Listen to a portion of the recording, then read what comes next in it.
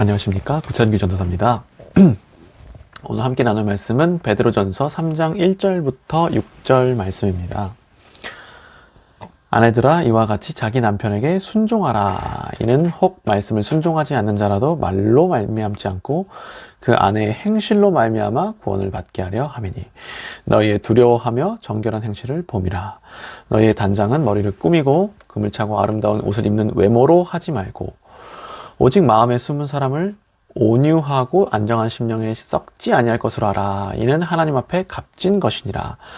전에 하나님께 소망을 두었던 거룩한 부녀들도 이와 같이 자기 남편에게 순종함으로 자기를 단장하였나니, 사라가 아브라함을 주라 칭하여 순종한 것 같이 너희는 선을 행하고 아무 두려운 일에도 놀라지 아니하면 그의 딸이 된 것이니라. 아멘.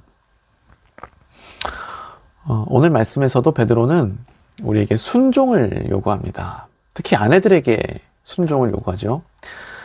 그 이유는 1절에 보시면 예수 믿지 않는 남편들이 있었기 때문이에요. 예수 믿지 않는 남편들이 구원을 받게 하려 함이죠.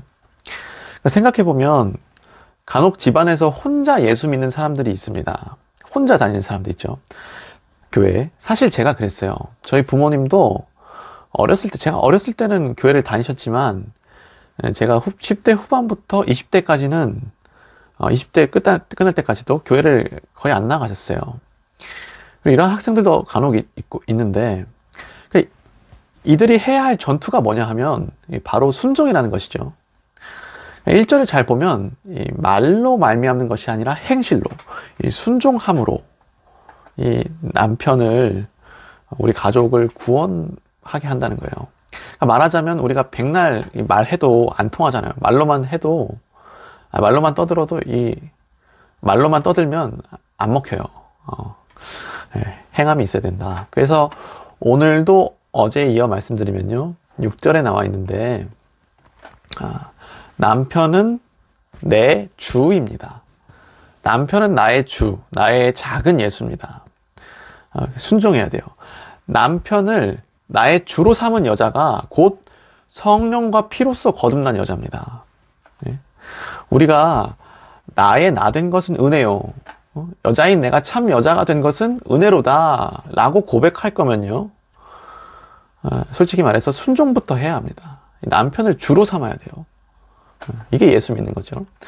그리고 1절, 2절 말씀은 이 아내가 남편을 이렇게 주로 여길 때, 이렇게 아내가 순종한다면 구원이 임한다. 그 순종을 통해 결국 남편은 감동한다는 것이죠.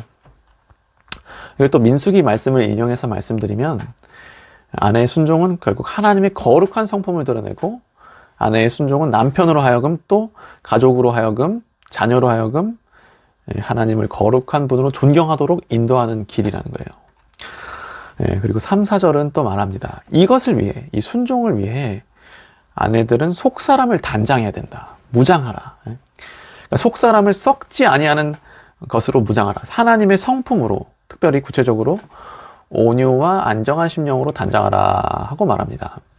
그러니까 다시 말해서 아내는 뭔가 부드러워야 하고 또 안정적이어야 한다는 겁니다. 그래야 아내인 우리가 뭔가 흔들리지 않고 잘 순종할 수 있다는 것이죠. 그래서 5절, 6절에서 베드로는 아내들에게 아예 순종함으로 단장하라고 말하면서 이 아내들의 모범으로 아브라함의 아내인 사라를 소개합니다. 6절을 한번 읽을게요. 사라가 아브라함을 주라 칭하여 순종한 것 같이 너희는 선을 행하고 아무 두려운 일에도 놀라지 아니하면 그의 딸이 된 것이니라. 사라의 딸이 된 것이니라. 생각해보면 우리 사라 인생 생각해보셨나요? 사라의 인생은 쉽지 않았습니다.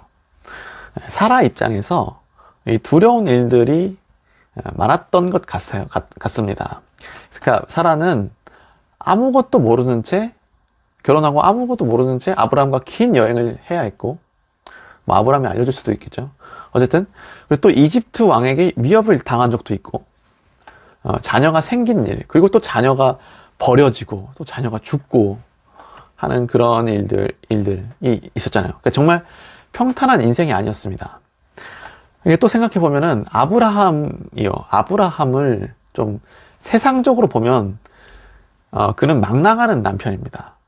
솔직히. 그러니까 지금으로 치면 한 남편이 나 목사 돼서 교회 개척하겠다, 선교지 나가겠다 라고 하는 것 이상이라고 봐요, 저는. 여하간 중요한 것은 사라에게는 두려운 일들이 많이 일어났어요. 그러나 사라는 세상이 흔들려도 믿음을 잃지 않았습니다. 아브라함이 그녀의 주였고 그녀는 순종했습니다. 그쵸? 말씀을 다 봤고요. 저는 오늘 말씀을 통해 이 아내 노릇이요. 아내 노릇이 정말 어렵다는 것을 다시 한번 묵상했습니다.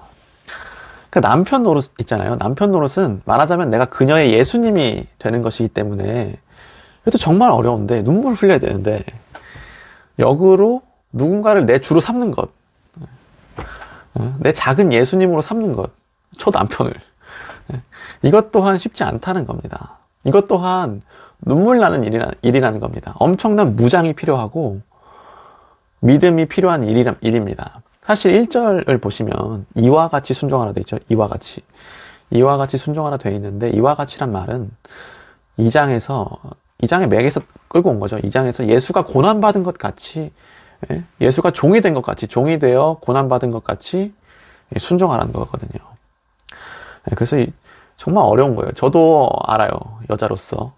저도 한 명의 여자, 한 명의 신부로서, 혹은 성도로서, 자녀로서 순종하는 것이 너무나 어렵습니다.